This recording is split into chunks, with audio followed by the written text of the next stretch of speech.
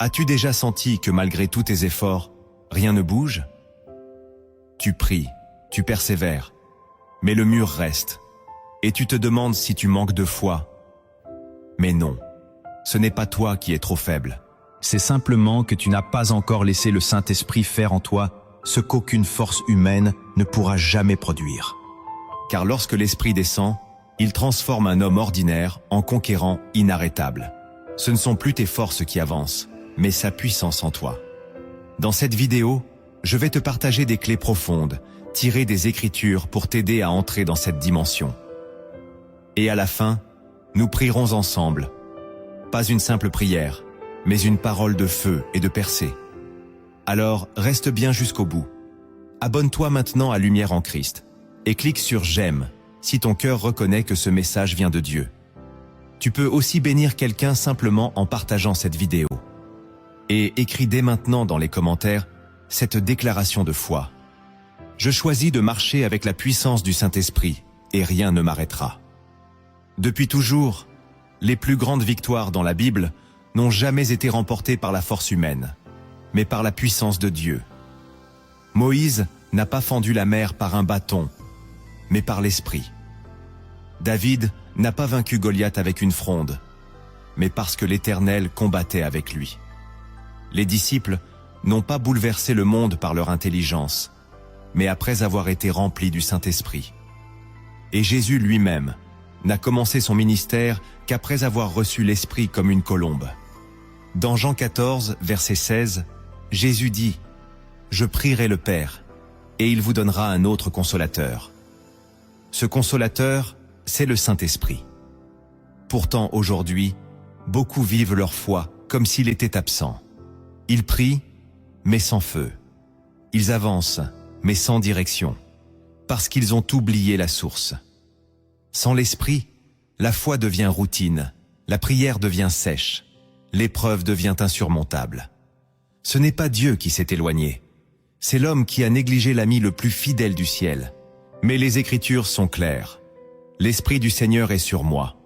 Ésaïe 61. Ce n'est pas une promesse pour une élite. C'est une onction disponible pour tous ceux qui se livrent.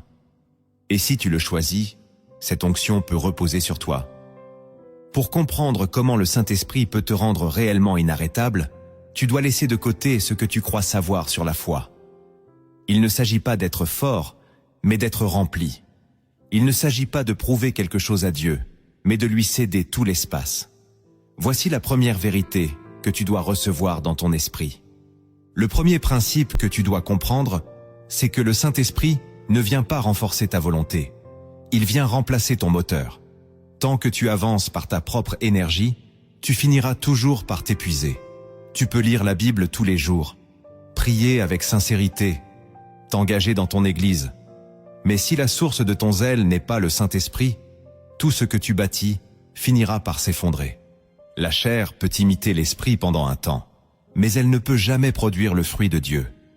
C'est pour cela que Jésus a dit à ses disciples, « Vous recevrez une puissance, le Saint-Esprit survenant sur vous, et vous serez mes témoins. » Actes chapitre 1, verset 8. Il n'a pas dit « Vous deviendrez forts ». Il a dit « Vous recevrez une puissance ». Il y a une différence radicale entre agir pour Dieu et laisser Dieu agir à travers toi. L'un fatigue, l'autre ressuscite. Quand le Saint-Esprit devient ton moteur, tu n'avances plus par ambition, tu avances par obéissance. Tu ne t'agites plus pour chercher la bénédiction, tu marches dans l'assurance que tu es déjà béni. Et dans cette paix, tu peux accomplir des choses que tu n'aurais jamais imaginées. Pierre, qui avait renié Jésus 3 fois, est devenu un prédicateur de feu après avoir été rempli de l'Esprit. Ce n'est pas parce qu'il avait plus de volonté, c'est parce qu'il avait changé de moteur. Le découragement ne l'arrêtait plus. La peur de mourir ne le paralysait plus, parce que désormais, c'était l'Esprit qui vivait en lui, qui parlait en lui, qui le conduisait. Ce principe est fondamental. Si tu veux marcher dans la puissance spirituelle, tu dois renoncer à être le pilote de ta propre vie. Tu dois descendre de ton trône intérieur et laisser l'Esprit régner. C'est douloureux au début, parce que l'ego résiste. Mais c'est la seule voie qui te rendra inarrêtable. Car quand Dieu conduit, aucun obstacle ne peut faire demi-tour à sa volonté. C'est là que ta vie commence à porter du fruit, non par l'effort, mais par la grâce.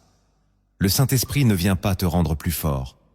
Il vient t'apprendre à ne plus dépendre de ta force. Le deuxième principe que tu dois saisir, c'est que le Saint-Esprit ne descend pas là où l'homme cherche le contrôle, mais là où règne l'abandon.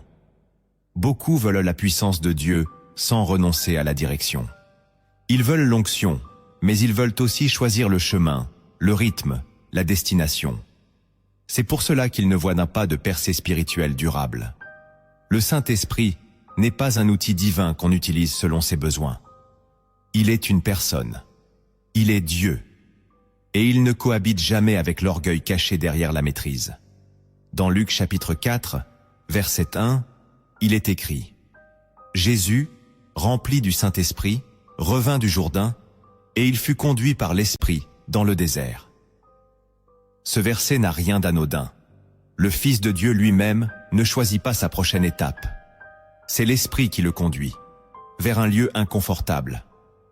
Mais c'est là, dans ce désert, que sa véritable autorité a commencé à se manifester.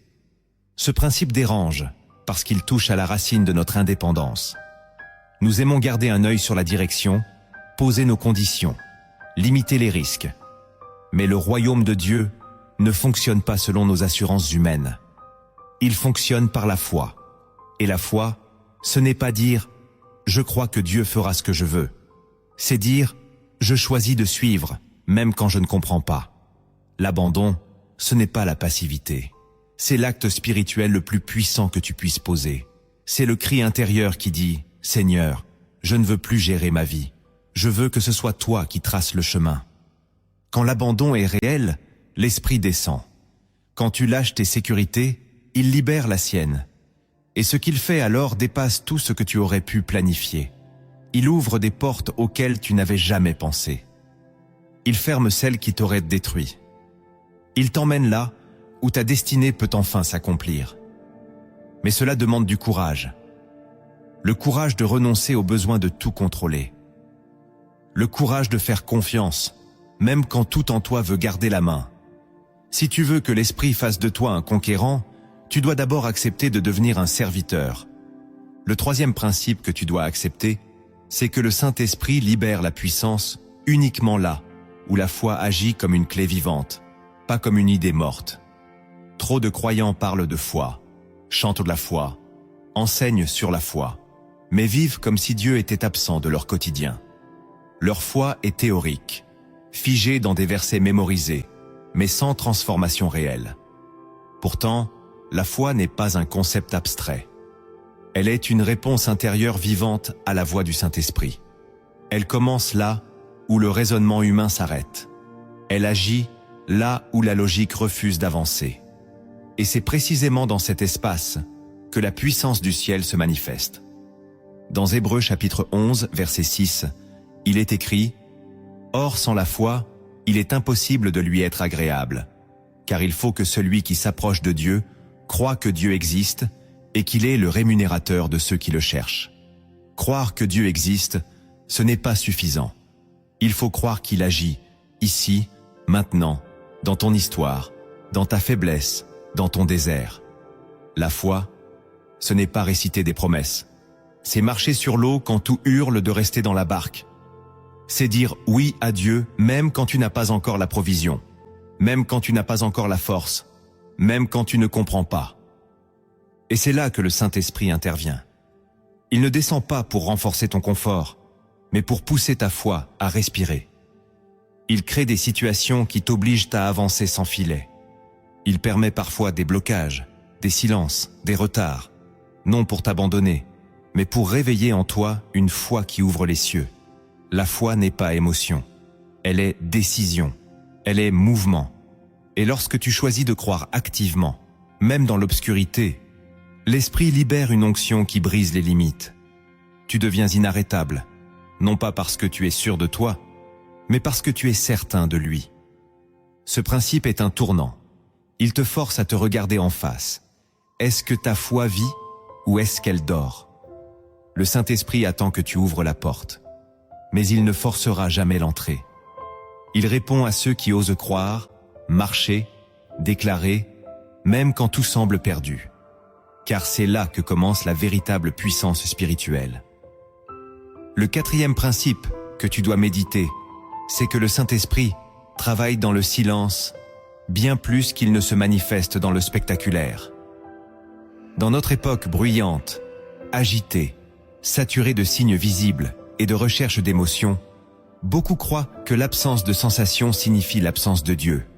Et pourtant, dans la Bible, les plus grandes transformations ont souvent lieu dans des lieux cachés, loin des regards, dans l'invisible. Le Saint-Esprit n'a pas besoin de foudre pour façonner un cœur. Il a besoin d'un espace intérieur, calme, abandonné, disponible. Souviens-toi d'Élie, dans un moment de détresse profonde, fuyant Jézabel. Il attendait Dieu dans la puissance du vent, du feu, du tremblement. Mais Dieu n'était pas là. Il est venu dans un souffle doux et léger. 1 Roi, chapitre 19, verset 12. Ce principe est fondamental, car il te libère du besoin de ressentir pour croire. Il te délivre de cette dépendance à l'émotion spirituelle. Le Saint-Esprit est fidèle, même quand tu ne le ressens pas. Il travaille en profondeur, comme une racine souterraine, invisible mais vivante. Il creuse des fondations, il taille le caractère, il fait mourir l'orgueil, il enseigne la patience, dans le silence. Et ce silence, c'est là où la vraie puissance est en train de se former. C'est dans ce désert où tu penses que Dieu est absent, que l'Esprit est en train de bâtir le futur que tu n'imagines même pas. Ne méprise jamais les saisons où rien ne semble bouger. Ce sont les plus précieuses. Car si tu restes fidèle, si tu continues de prier, de t'humilier, d'écouter, même sans émotion, même sans miracle visible, alors tu es en train de devenir une arme spirituelle entre les mains de Dieu. L'ennemi ne craint pas les chrétiens bruyants. Il craint ceux qui ont appris à écouter en silence, à obéir dans le secret, à rester debout quand tout crie de fuir. Ce sont eux que l'Esprit utilise pour renverser les forteresses. Si tu veux devenir inarrêtable, apprends à honorer le silence. C'est dans le calme que naît l'autorité. C'est dans le silence que se révèle la puissance. Ce que Dieu construit dans l'ombre resplendira au jour qu'il a lui-même choisi. Mais seulement si tu acceptes d'attendre, de te taire, de lui faire confiance, même sans bruit. Car là où le Saint-Esprit travaille en profondeur, rien ne pourra l'arrêter. Le cinquième principe que tu dois graver en toi, c'est que le Saint-Esprit ne descend pas sur les agendas pressés, mais sur les cœurs disponibles. Beaucoup veulent la puissance de Dieu, mais n'ont pas le temps de s'arrêter. Leur emploi du temps est rempli de projets, d'obligations, de distractions. Ils veulent une visitation divine, mais sans interruption de leur confort. Ils prient à la hâte, lisent la Bible entre deux rendez-vous, espèrent une onction pendant qu'ils courent. Et pourtant, tout au long des Écritures, Dieu choisit toujours ceux qui prennent le temps de s'arrêter, d'écouter, de chercher sa face dans le silence et la disponibilité. Dans Actes chapitre 13, versets 2 et 3, il est écrit « Pendant qu'ils servèrent le Seigneur dans leur ministère et qu'ils jeûnaient, le Saint-Esprit dit « Mettez-moi à part Barnabas et Saul. » Ce n'est pas dans la précipitation que l'Esprit parle. C'est dans le jeûne, dans le service, dans l'attente volontaire. Ce principe est dérangeant, car il confronte notre style de vie. Nous sommes envahis par le rythme du monde, happés par l'immédiateté, submergés par la performance. Mais le Saint-Esprit ne se presse pas. Il est saint. Il vient là où on l'attend. Il vient là où on l'honore. Et ce respect commence par le temps qu'on lui consacre. Il y a des percées que tu ne verras jamais si tu ne changes pas de rythme. Il y a des révélations que tu ne recevras jamais tant que ton cœur reste encombré. La présence de Dieu ne s'invite pas dans le vacarme intérieur. Elle se manifeste quand tout en toi s'ouvre, lentement, avec humilité.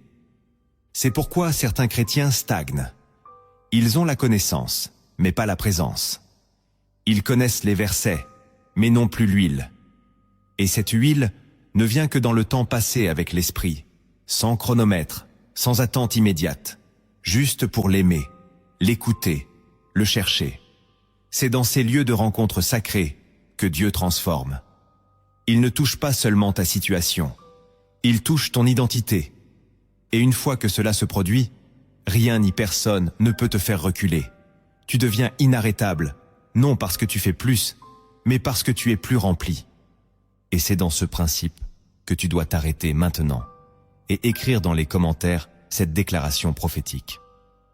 Je veux faire de la présence du Saint-Esprit ma priorité chaque jour. Écris-le avec foi, car cette déclaration va ouvrir en toi une nouvelle saison de profondeur et de visitation. Le 6e principe que tu dois embrasser, c'est que le Saint-Esprit agit avec autorité là où le péché a été crucifié, pas là où il est toléré. Beaucoup cherchent la puissance de Dieu sans renoncer aux ténèbres cachées dans leur cœur. Ils demandent l'onction, mais gardent les compromis. Ils prient pour la victoire, mais vivent dans le mensonge, la jalousie, l'impureté ou le ressentiment. Et ils s'étonnent de ne pas ressentir la présence du Saint-Esprit. Mais la vérité, c'est que la lumière ne cohabite jamais avec l'ombre. Le Saint-Esprit est saint. Il ne vient pas sur les cœurs qui flirtent avec ce que Christ est mort pour détruire. Dans Actes chapitre 5, Ananias et Saphira ont voulu paraître spirituels, tout en gardant une part pour eux-mêmes. Le jugement fut immédiat. Non pas parce que Dieu est sévère, mais parce qu'on ne peut pas mentir à l'esprit sans conséquence. Ce principe est une porte étroite, mais puissante. Le péché non confessé, même discret, éteint la voix du Saint-Esprit. Il crée une distance invisible entre toi et Dieu. Tu peux continuer à chanter, à prier, à servir, mais sans la vie, sans le feu, sans la direction. Et c'est exactement ce que l'ennemi veut. Des chrétiens actifs, mais vides. Des croyants visibles, mais spirituellement stériles. La puissance de l'Esprit ne repose que sur les cœurs brisés, repentants, entièrement livrés. C'est ce que David a compris après sa chute. Dans Psaume 51, verset 11, il supplie « Ne me retire pas ton Esprit Saint ». Il avait tout perdu, mais il savait que perdre l'Esprit, c'était tout perdre. Si tu veux marcher avec autorité, tu dois faire mourir ce qui en toi résiste à Dieu. Le pardon, la pureté, l'intégrité ne sont pas des options. Ce sont les fondations de la puissance. L'Esprit ne cherche pas des hommes parfaits, mais des cœurs vrais, ouverts, qui ne cachent rien. Et quand un tel cœur s'offre à lui, il descend sans retenue. Il prend possession, il parle, il agit, il élève, il rend inarrêtable. Car là où le péché est crucifié, la résurrection commence. Et cette résurrection, elle n'est pas seulement pour toi. Elle devient un témoignage vivant, un feu que rien ne peut éteindre. Le 7e principe que tu dois recevoir, c'est que le Saint-Esprit se manifeste pleinement là où l'humilité est devenue ton seul vêtement spirituel. Dieu ne peut remplir que ce qui est vide. Il ne peut élever que ce qui s'est abaissé. Il ne peut marcher avec toi que si tu renonces à marcher au-dessus des autres. Dans Jacques chapitre 4, verset 6, il est écrit « Dieu résiste aux orgueilleux, mais il fait grâce aux humbles. » Ce n'est pas une métaphore, c'est une loi spirituelle. L'orgueil bloque la visitation. Il te rend sourd à la voix de l'esprit, aveugle à ta propre faiblesse, insensible à la correction divine. Et pourtant, c'est un mal rampant dans les cercles chrétiens. Il prend des formes subtiles, une supériorité spirituelle, une attitude de jugement, un désir de reconnaissance déguisé en zèle. Mais l'esprit ne peut pas coopérer avec un cœur qui cherche à se faire voir. Il est descendu sur Jésus, l'agneau silencieux, pas sur Hérode, le roi spectacle. Il a rempli les apôtres après qu'ils aient été brisés, dépouillés, humiliés. Pas avant. Ce principe est dur, mais vital. Si tu veux que Dieu t'utilise puissamment, tu dois accepter d'être petit devant lui. Tu dois apprendre à servir sans être vu, à aimer sans attendre, à obéir sans comprendre.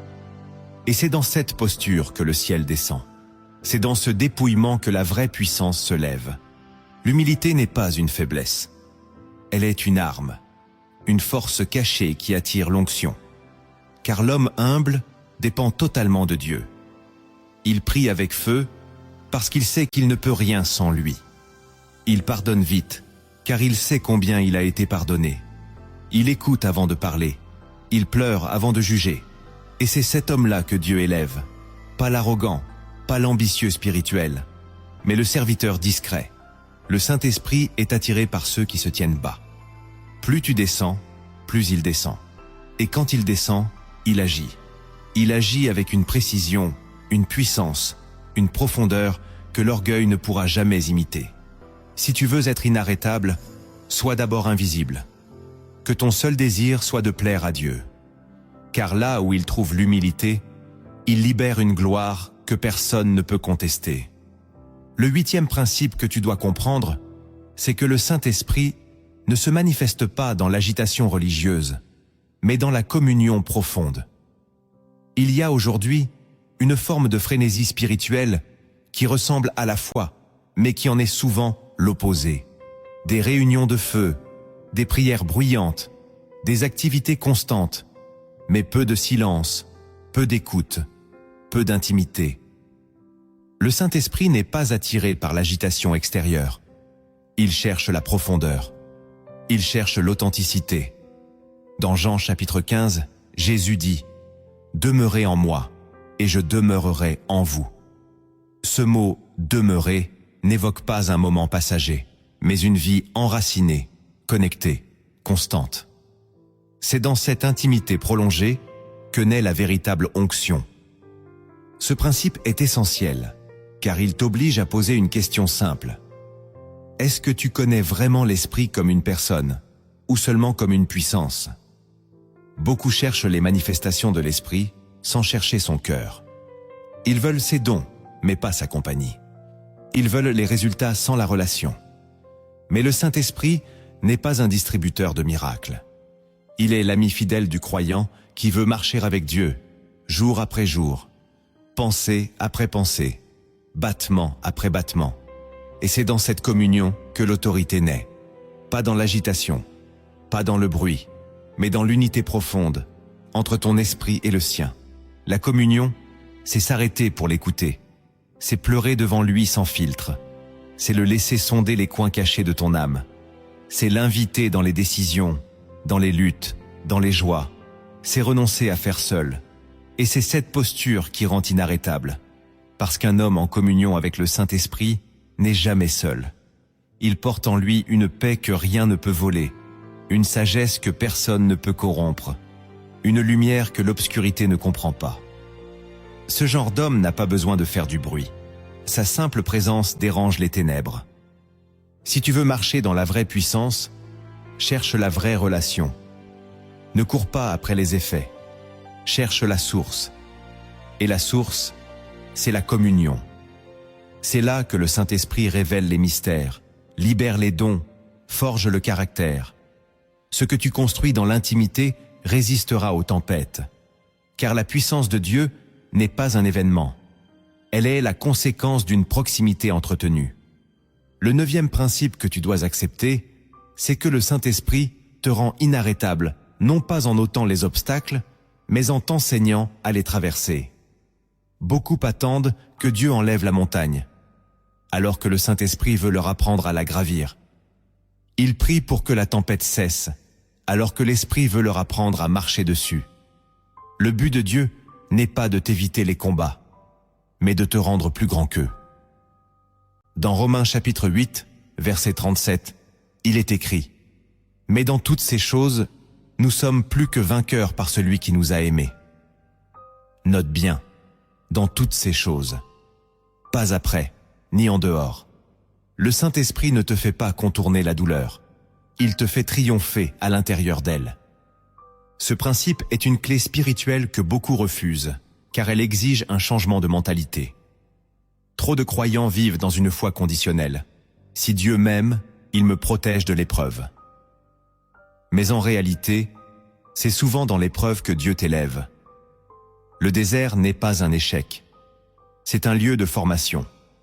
C'est là que tu découvres la voie de l'esprit au milieu des voies contraires. C'est là que tu apprends la fidélité, la persévérance, la vision du ciel. C'est là que le feu purifie ce que la bénédiction n'avait jamais révélé.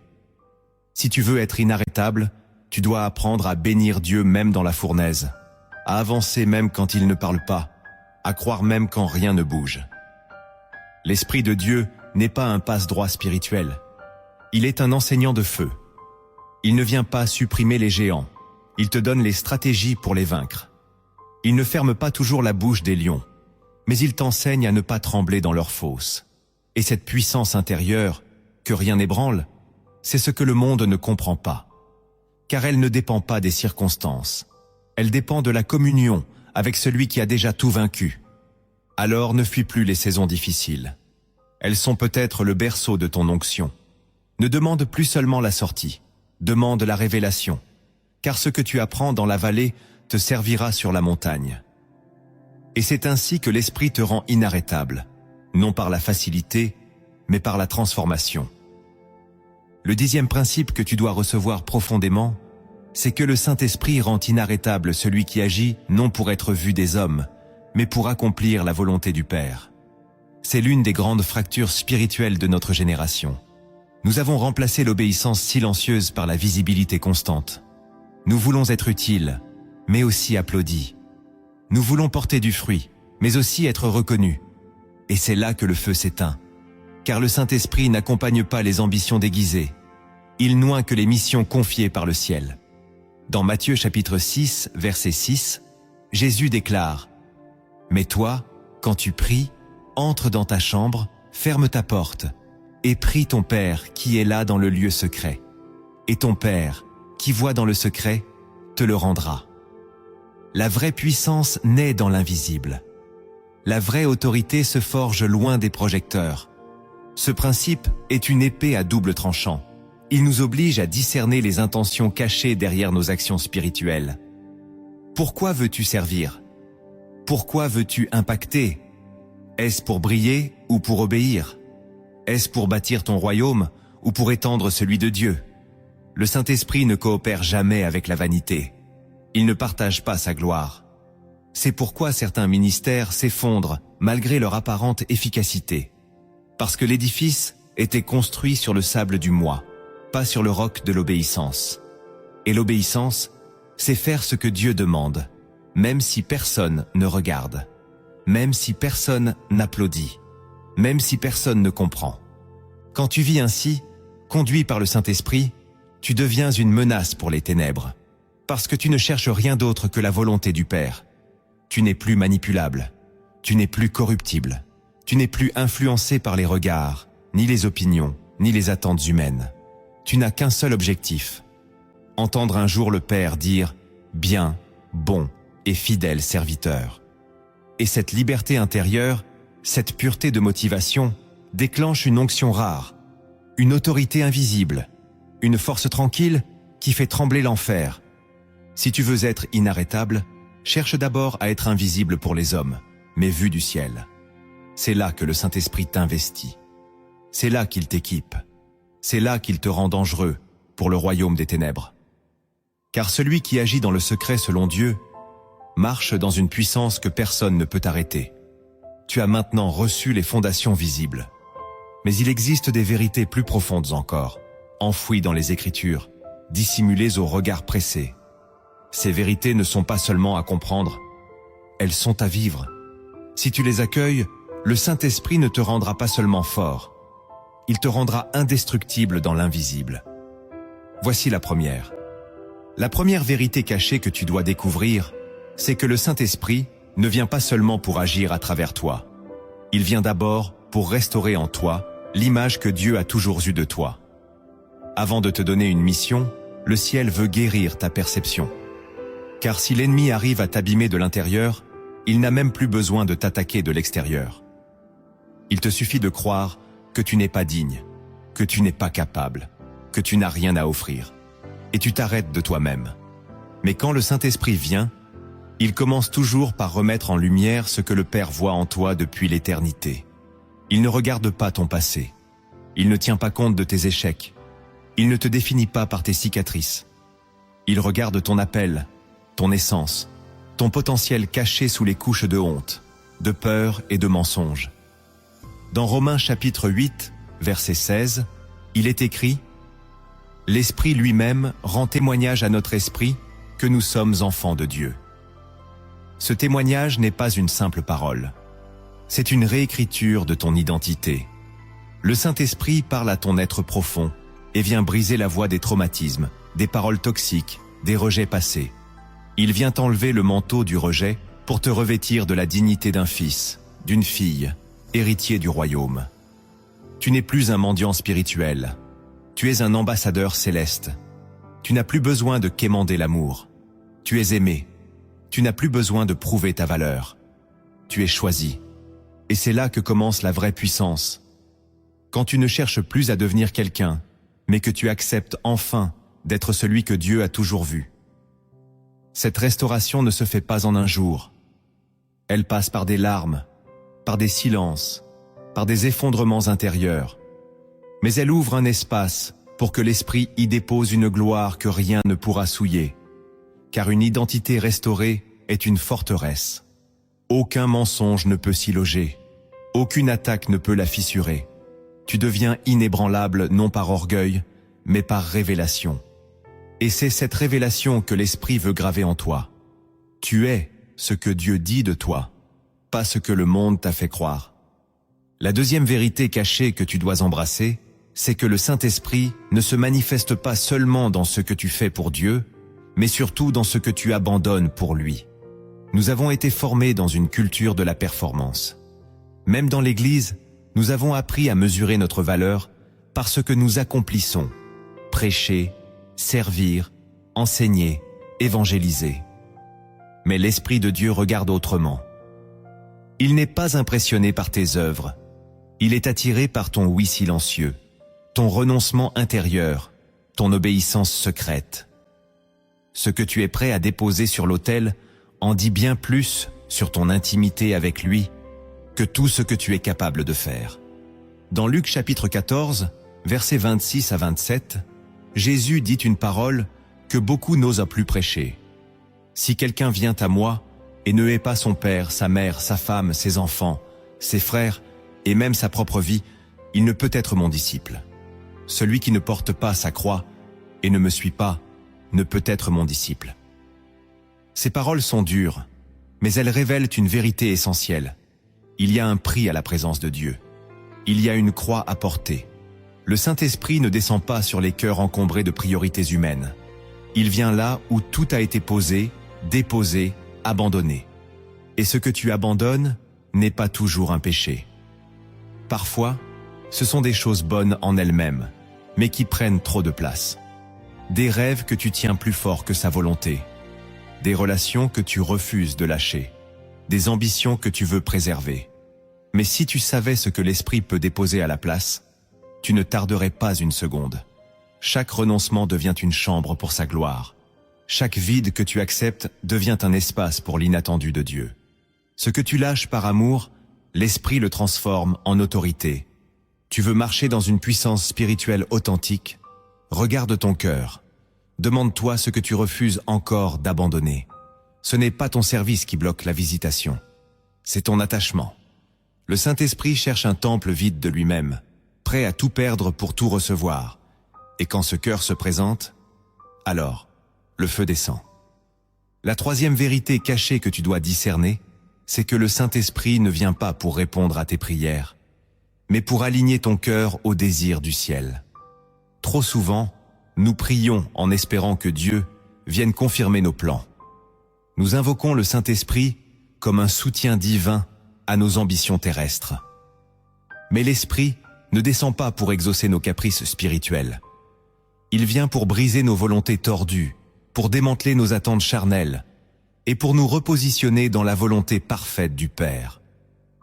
Dans Romains chapitre 8, verset 27, il est écrit « Celui qui sonde les cœurs connaît la pensée de l'Esprit, parce que c'est selon Dieu qu'il intercède en faveur des saints. » Tu entends? Selon Dieu, pas selon toi. Ce principe dérange, car il bouleverse notre manière de prier. Il nous oblige à reconnaître que nous pouvons être sincères et totalement à côté de la volonté divine. Le Saint-Esprit n'est pas là pour renforcer ton entêtement.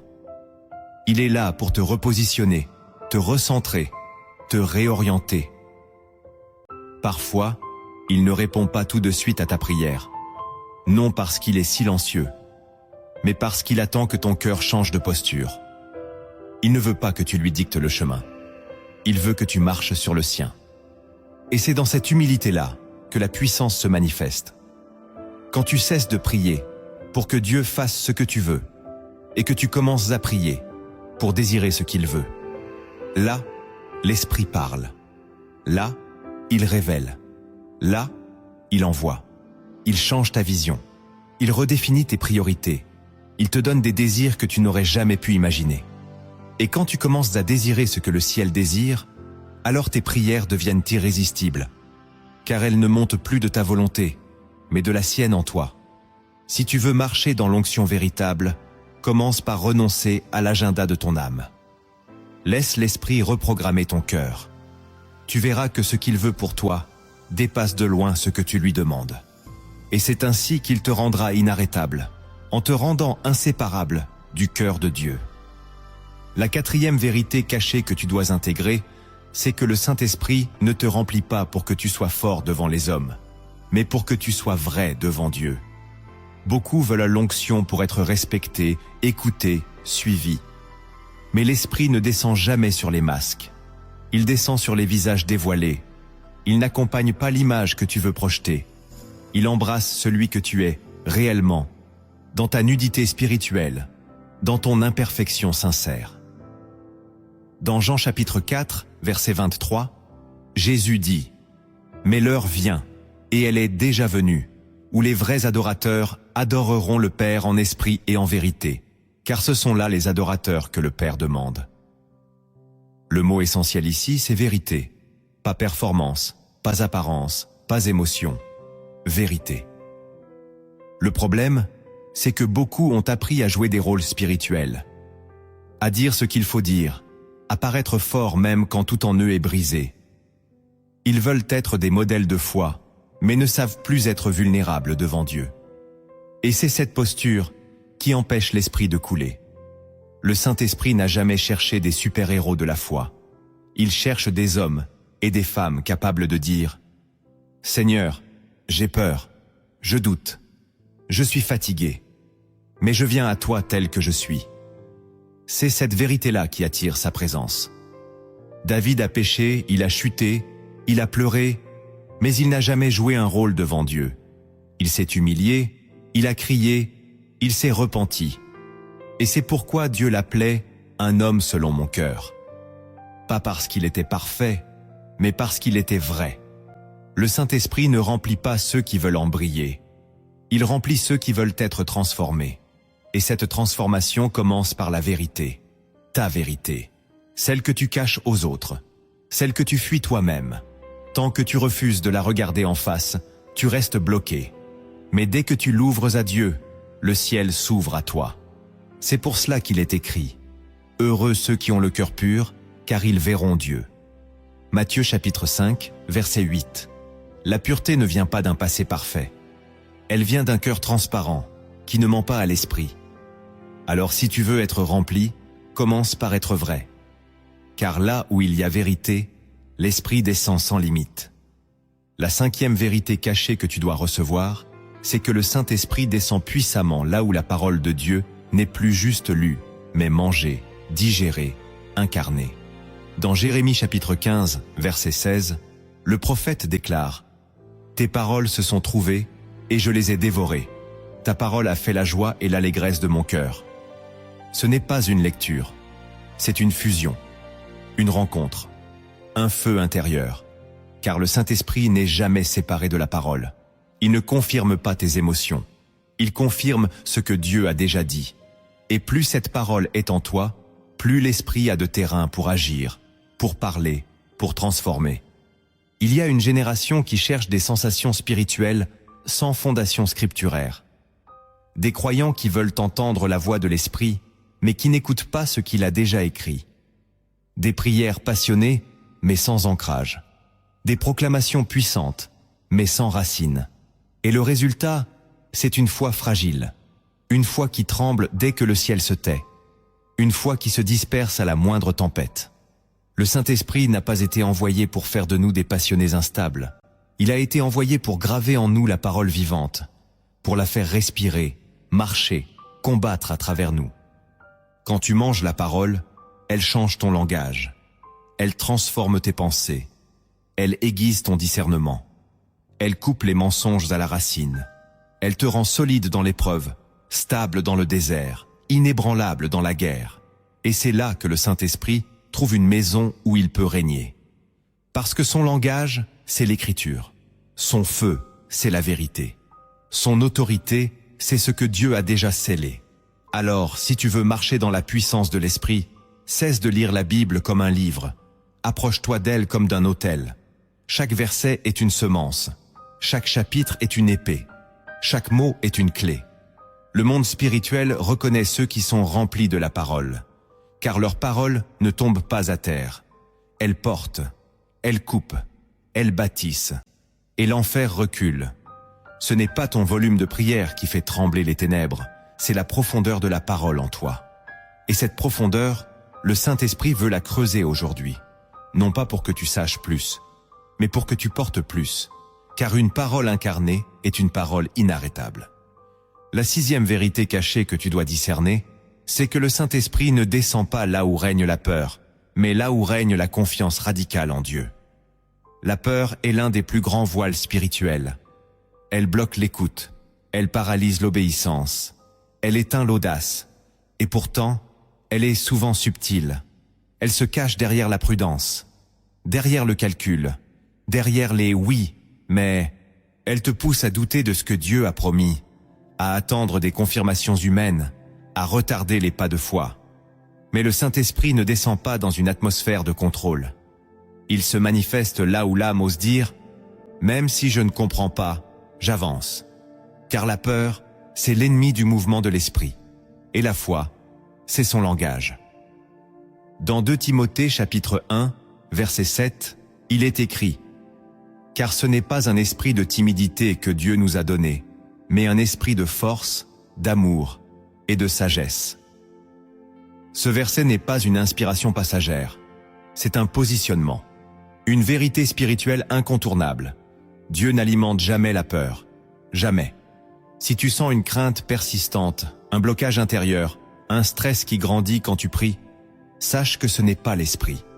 Car lui, quand il parle, il libère, il rassure, il fortifie, il n'éteint pas le feu, il souffle dessus.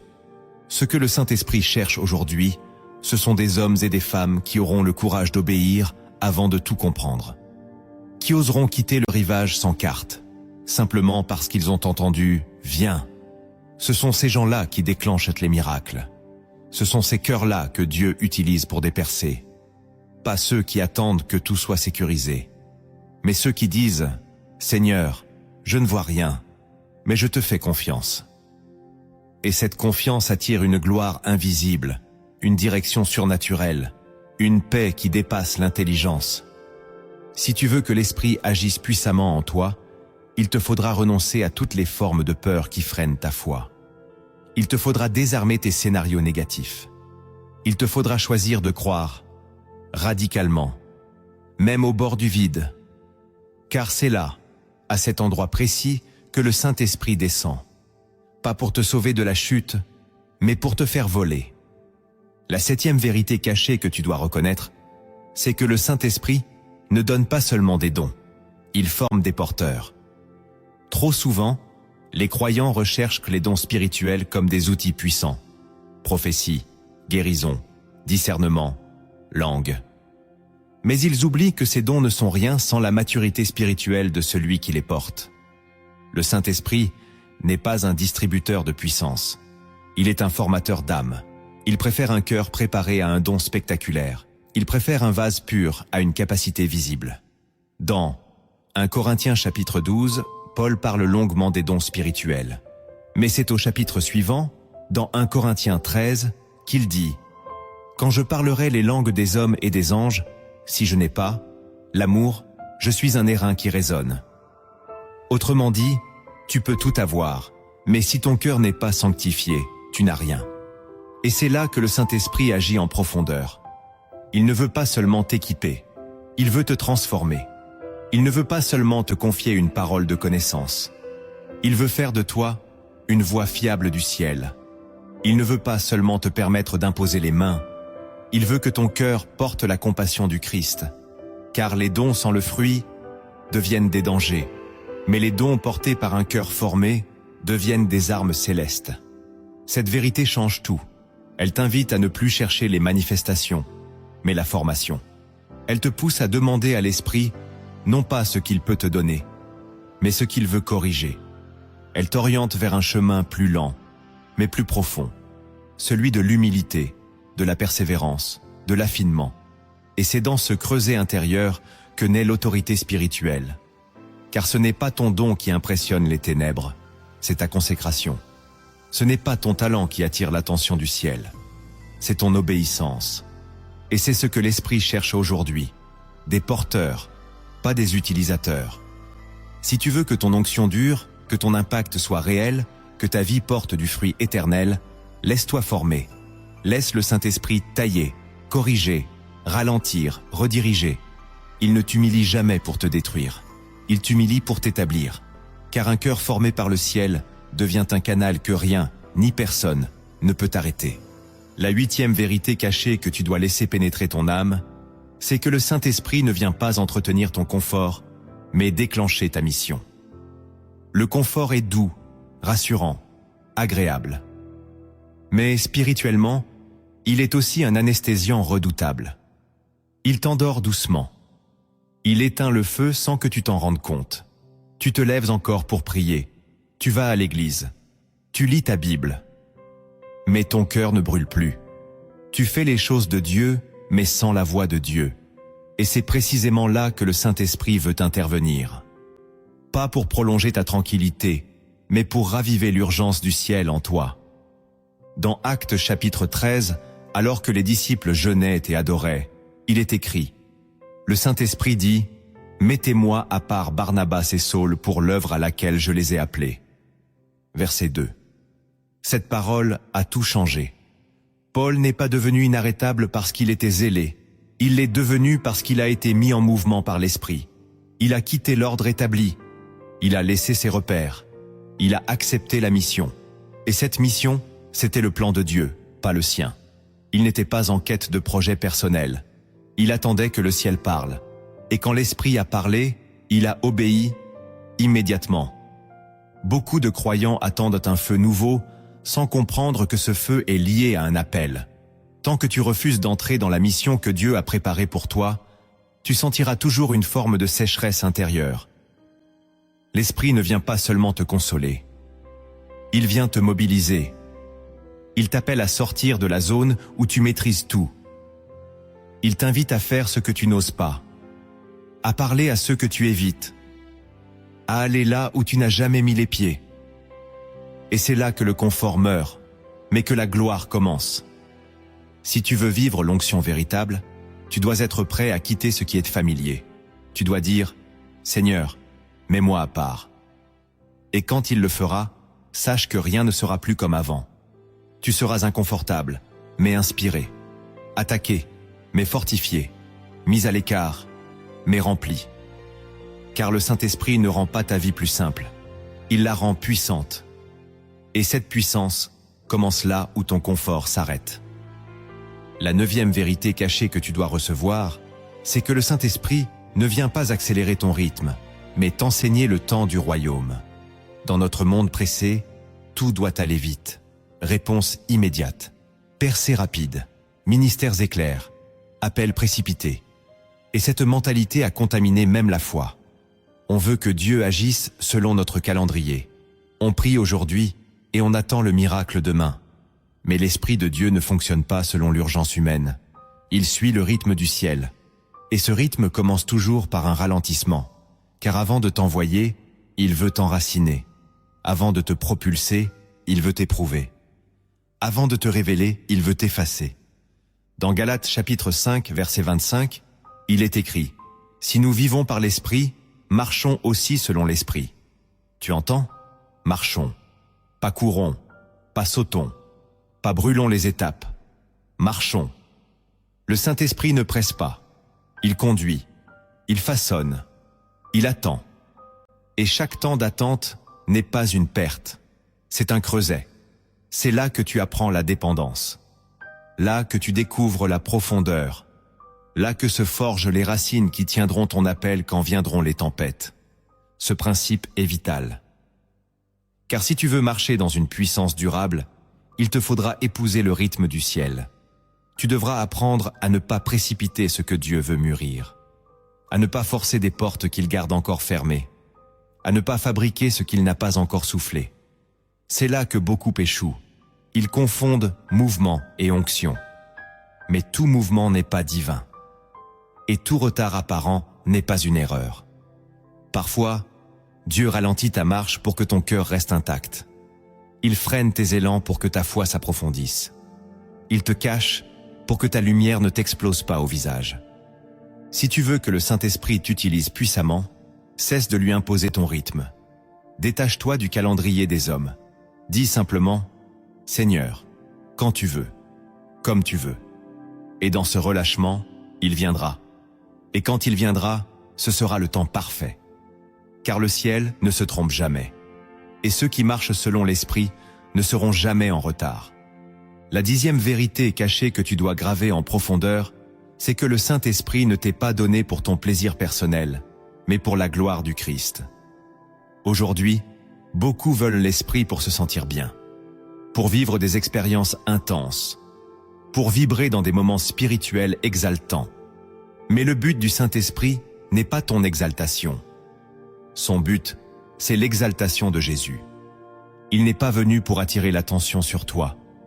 Il est venu pour que ta vie tout entière pointe vers celui qui est mort et ressuscité. Dans Jean chapitre 16, verset 14, Jésus dit « Il me glorifiera, parce qu'il prendra de ce qui est à moi, et vous l'annoncera. » Voilà la mission de l'Esprit, glorifier le Fils. Et cette vérité change tout, parce qu'elle remet le centre là où il doit être. Ce n'est plus « Seigneur, donne-moi plus », mais « Seigneur, glorifie-toi en moi ». Ce n'est plus « Viens me remplir pour que je me sente fort », mais « Viens me transformer pour que Christ soit vu à travers moi ». L'Esprit ne vient pas amplifier ton image. Il vient effacer ton ego pour révéler le visage de Jésus dans tes paroles, dans tes regards, dans ta manière d'aimer, de servir, de souffrir. Et c'est là que commence la vraie gloire. Pas dans l'élévation de ton nom, mais dans la révélation de son nom. Quand le Saint-Esprit trouve un cœur entièrement dévoué à glorifier Jésus, il ne retient rien. Il donne les dons. Il ouvre les cieux. Il répand sa puissance. Car ce cœur-là ne volera pas la gloire. Il la rendra. Il vivra pour que Christ croisse et que lui diminue. Et cette posture, elle rend un homme inarrêtable. Parce qu'il ne cherche plus à briller, donc rien ne peut l'arrêter. Même l'échec ne l'arrête pas, car il ne travaille pas pour lui-même. Même le rejet ne le freine pas, car il ne cherche pas l'approbation. Même la souffrance ne l'effraie plus, car il sait que dans tout cela, Jésus peut être glorifié. Alors si cette vérité te parle, si tu sens que d'autres ont besoin de l'entendre, partage cette vidéo maintenant. Envoie-la à quelqu'un que tu aimes, à quelqu'un qui doute, à quelqu'un qui veut marcher avec Dieu, mais qui ne comprend pas encore la dimension du Saint-Esprit. Ce partage pourrait être la clé d'un réveil dans une autre vie. Et qui sait, peut-être dans toute une génération. Tu as maintenant entendu les principes visibles et les vérités cachées. Mais si ces paroles restent dans ton esprit sans transformer ta vie, alors elles resteront stériles. Le Saint-Esprit n'est pas venu seulement pour t'instruire. Il est venu pour t'équiper, pour te reconstruire, pour t'arracher à ce que tu étais et t'emmener là où tu dois marcher. Voici les actes que tu dois poser. Le premier acte que tu dois poser pour libérer la puissance du Saint-Esprit dans ta vie, c'est de sanctifier ton espace intérieur.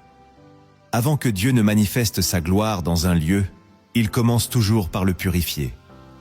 Il l'a fait dans le temple, il l'a fait dans le désert. Et aujourd'hui, il veut le faire en toi. Il ne s'agit pas ici d'un espace visible, mais d'un sanctuaire invisible. Ton cœur, ton esprit, ta pensée. Ce lieu où se construisent tes décisions, tes désirs, tes intentions. Tant que cet espace reste pollué, l'esprit ne peut y habiter pleinement. Non pas qu'il te rejette, mais il est saint, et il ne partage pas son intimité avec ce qui offense sa nature. Dans 2 Corinthiens chapitre 7, verset 1, il est écrit « Purifions-nous de toute souillure de la chair et de l'esprit, en achevant notre sanctification dans la crainte de Dieu. » Cette parole est une invitation à l'action. Il y a une purification que Dieu fait en nous, mais il y en a une autre que nous devons choisir. Tu veux que le Saint-Esprit parle, qu'il te dirige, qu'il se manifeste? Alors commence par faire le ménage dans ton âme. Quels sont les souvenirs que tu refuses d'abandonner? Quelles sont les rancunes que tu entretiens? Quelles sont les images, les musiques, les influences que tu laisses encore polluer ton sanctuaire intérieur? Ne minimise rien, car c'est souvent à travers les petites tolérances que le feu s'éteint. Le Saint-Esprit veut descendre, il veut remplir, il veut agir, mais il attend que tu lui prépares un lieu digne de sa gloire. Et ce lieu, ce n'est pas ton service, ce n'est pas ton apparence, c'est ton cœur, pur, vide de bruit, détaché des attaches du monde. Quand ce cœur s'offre, même en tremblant, même en larmes, il vient. Et quand il vient, tout change. Car ce que tu viseras ensuite ne viendra pas de ta force, mais de sa présence. Et cette présence, tu ne peux pas la mériter, mais tu peux l'accueillir. Et l'accueillir, c'est sanctifier ton espace intérieur. Le deuxième acte que tu dois poser pour libérer la puissance du Saint-Esprit dans ta vie, c'est de te soumettre volontairement à sa voix, même quand elle contredit ta logique.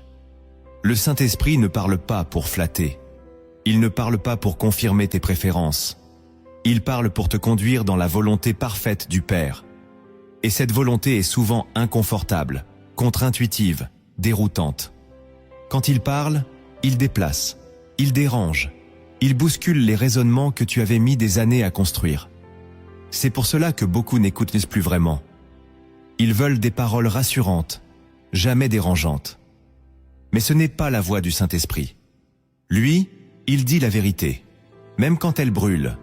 Dans Ésaïe chapitre 55, versets 8 à 9, Dieu déclare « Car mes pensées ne sont pas vos pensées, et vos voix ne sont pas mes voix.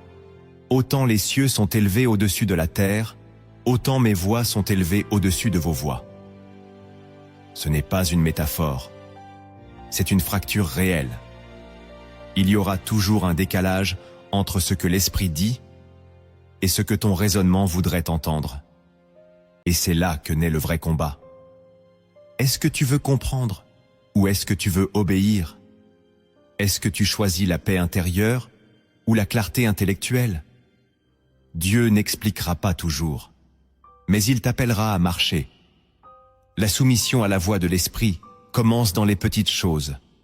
Un appel à pardonner, même sans excuse reçue. Un élan à donner, même quand tes finances sont fragiles. Une instruction de rester silencieux, même quand tout en toi veut se défendre. Ce sont ces obéissances cachées qui forment en toi un terrain d'autorité. Ce sont ces gestes simples, mais radicaux, qui préparent des percées spirituelles que tu n'aurais jamais pu provoquer toi-même. Car le Saint-Esprit ne cherche pas des stratèges, il cherche des obéissants. Et tu verras. Plus tu t'habitues à dire oui, plus sa voix deviendra claire. Plus tu renonces à tout comprendre, plus sa paix t'envahira.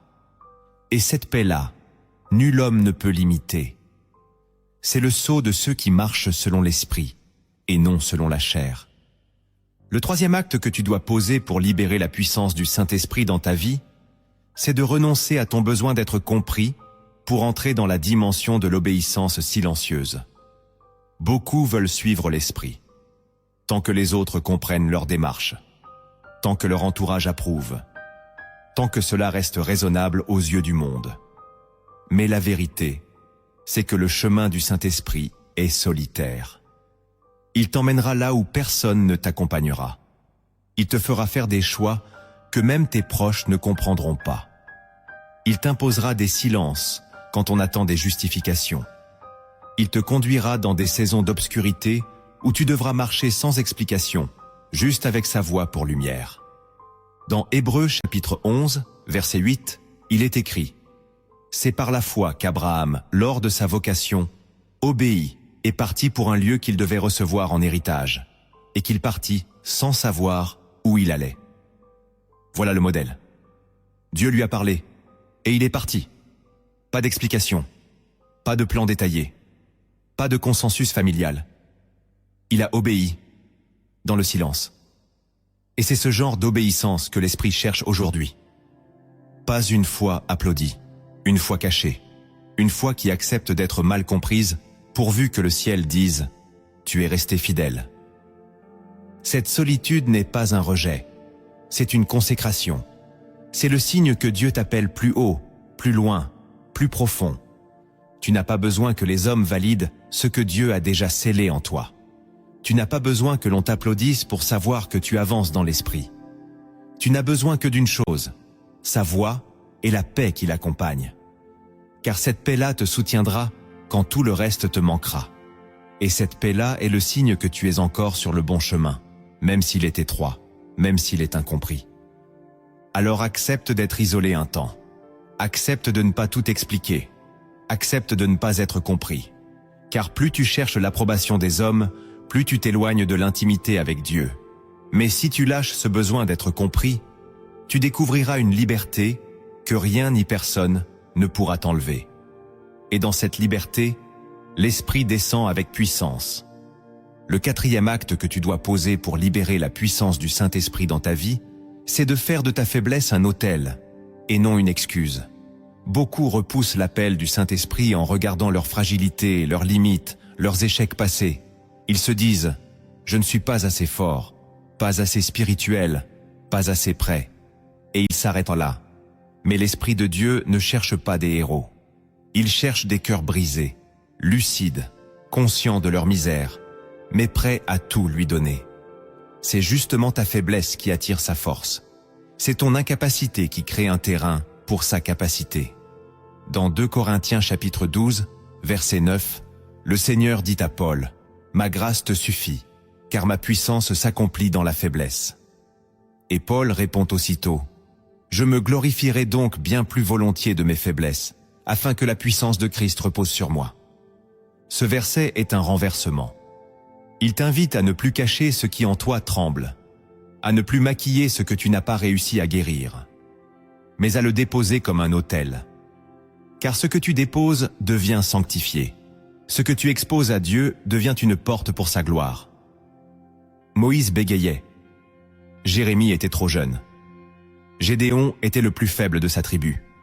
Pierre était impulsif.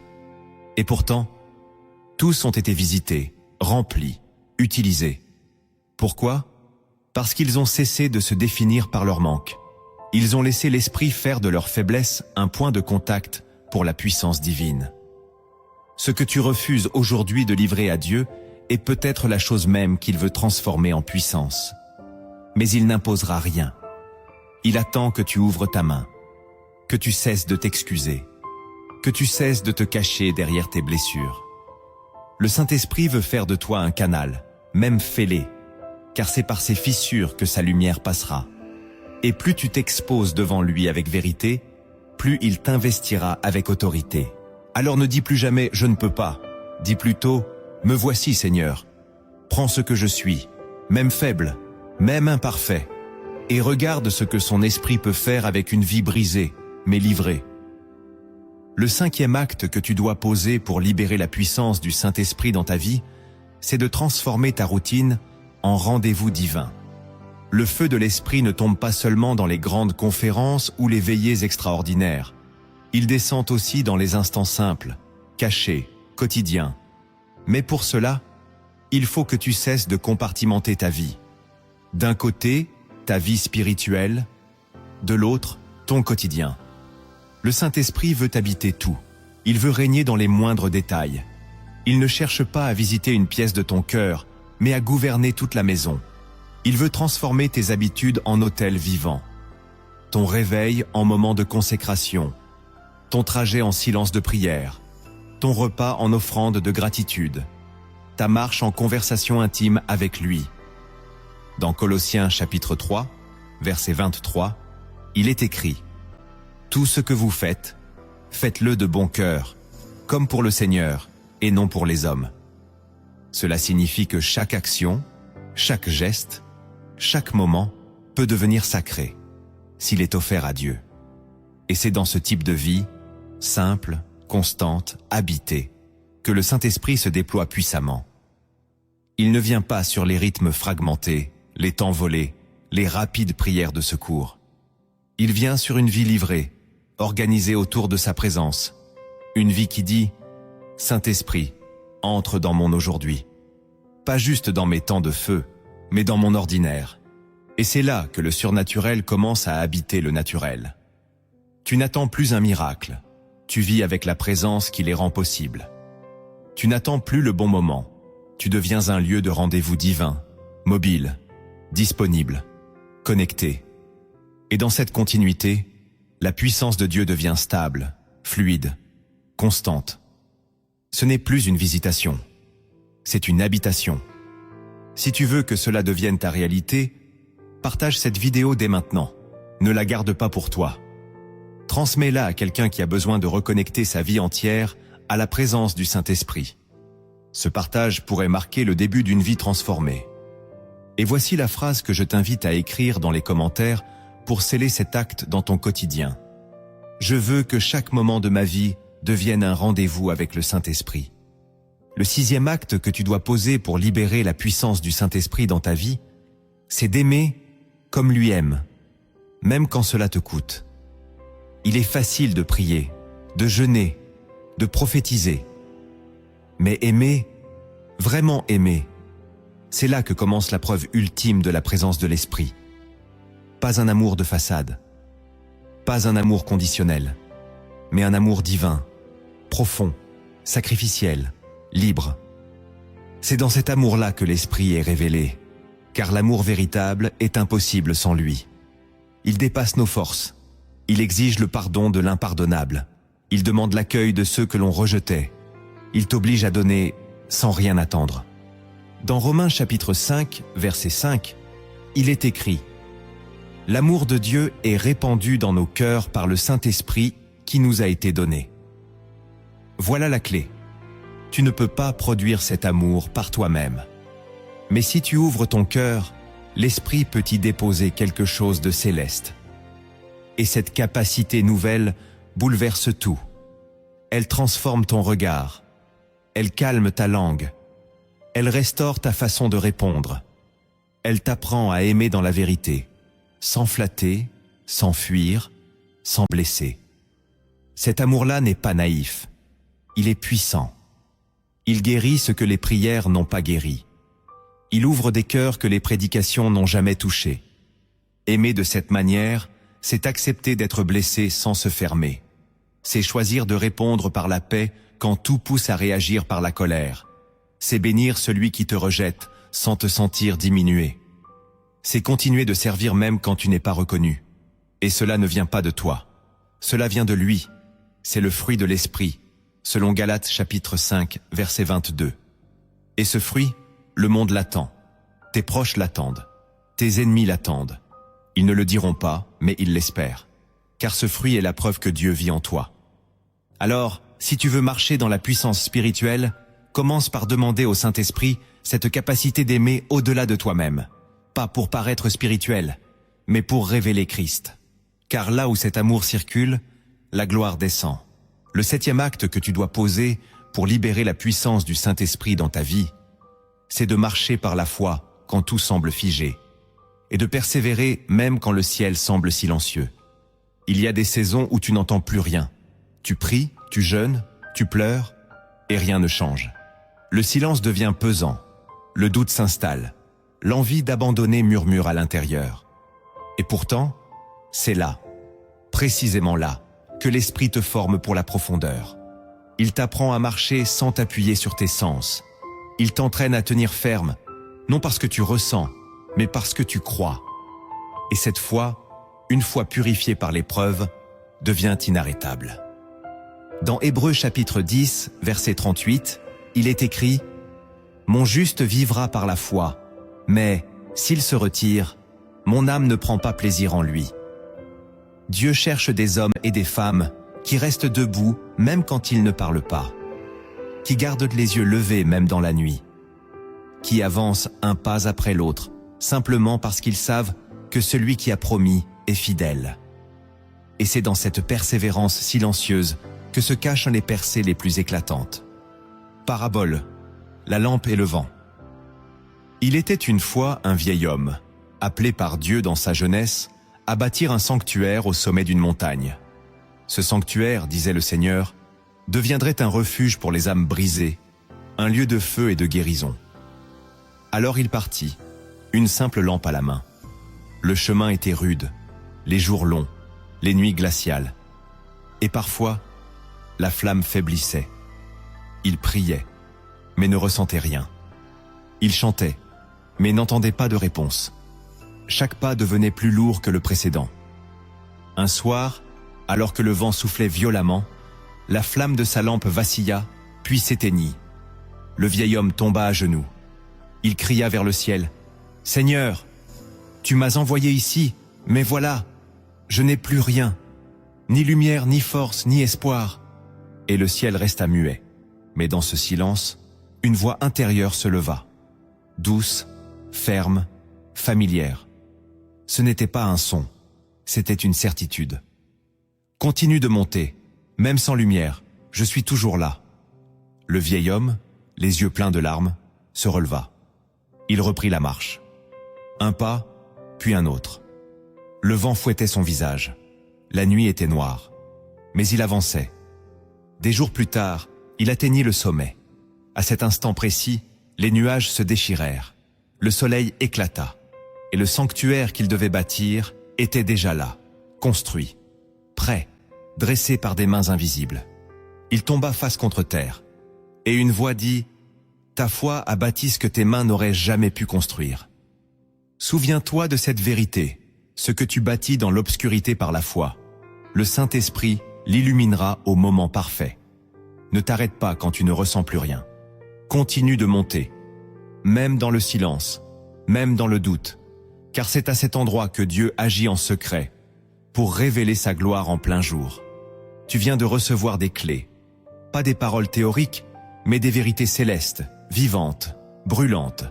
Tu sais maintenant que le Saint-Esprit ne te rend pas simplement capable. Il te rend inarrêtable. Il ne vient pas juste t'aider à surmonter un problème. Il vient faire de toi une habitation de feu, un canal de puissance, un témoin du royaume dans un monde qui chancelle. Mais pour cela, il faut que tu choisisses. Pas un choix émotionnel, un choix radical, intérieur, définitif. Le choix de vivre conduit, rempli, façonné par l'esprit, jour après jour, instant après instant. Souviens-toi, tu n'es pas seul, tu n'es pas abandonné, tu n'es pas trop faible. Tu es exactement à l'endroit où l'esprit peut commencer à agir. Si tu ouvres ton cœur, si tu es arrivé jusqu'ici, c'est que Dieu te parle. Et si Dieu te parle, alors ne tarde pas à lui répondre. Abonne-toi maintenant à cette chaîne Lumière en Christ. Ce n'est pas juste une chaîne, c'est un lieu de rendez-vous spirituel, une école de feu, une communauté de fils et de filles de Dieu qui veulent aller plus loin. Clique sur j'aime, commande ce que le Saint-Esprit a déposé en toi. Et surtout, partage cette vidéo. Elle peut être la réponse silencieuse à la prière désespérée de quelqu'un. Tu as reçu. Donne à ton tour. Maintenant, incline ton cœur et entre avec moi dans cette prière. Saint-Esprit, toi qui planais au-dessus du chaos, toi qui as soufflé la vie dans les narines d'Adam, toi qui es descendu comme un feu sur les disciples tremblants, toi qui fais ta demeure en ceux qui t'ouvrent tout, viens maintenant. Viens dans ce cœur fatigué, viens dans ce temple brisé, viens dans cette âme qui a essayé par ses propres forces et qui n'y arrive plus. Viens, pas comme une émotion, mais comme une personne. Viens, pas comme un concept, mais comme un feu. Je t'invite. Je te donne la place. Je cède. Je plie. Je m'ouvre. Saint-Esprit, Enseigne-moi le silence. Apprends-moi à écouter avant de parler, à obéir avant de comprendre, à pardonner même sans retour, à aimer sans condition, à renoncer à moi pour que tu vives en moi. Brûle ce qui est de moi. Consume mes attachements cachés. Brise les murs que j'ai construits pour me protéger. Détruis les idoles silencieuses que j'ai gardées dans mon cœur. Et fais de moi un autel, un véritable autel, non pour mes projets, non pour mon image, mais pour toi, pour ta gloire, pour ton œuvre. Saint-Esprit, je ne veux plus seulement être rempli. Je veux être conduit, possédé, habité. Je ne veux plus visiter ta présence. Je veux y vivre, m'y perdre, y mourir s'il le faut, pour renaître à ce que tu as prévu. Respire en moi, parle à travers moi, aime avec mes mains, regarde avec mes yeux. Fais de moi un reflet du Fils, car je ne veux pas briller. Je veux que Christ soit vu, que Christ soit glorifié, que Christ seul règne. À partir d'aujourd'hui, je refuse de marcher par peur. Je refuse de diriger ma vie. Je refuse de vivre pour plaire aux hommes. Je veux porter le fruit. Je veux porter le feu. Je veux porter ta présence dans chaque lieu que je foule. Pas par puissance, pas par force, mais par toi, Saint-Esprit. Maintenant, je te donne tout. Tout ce que je comprends, tout ce que je ne comprends pas. Mes blessures, mes attentes, mes questions, mon futur. Tout, prends, consacre, établis et fais-moi marcher dans cette foi qui conquiert tout obstacle, dans ce feu qui ne s'éteint pas, dans cette paix que le monde ne peut ôter. Au nom de Jésus, Amen.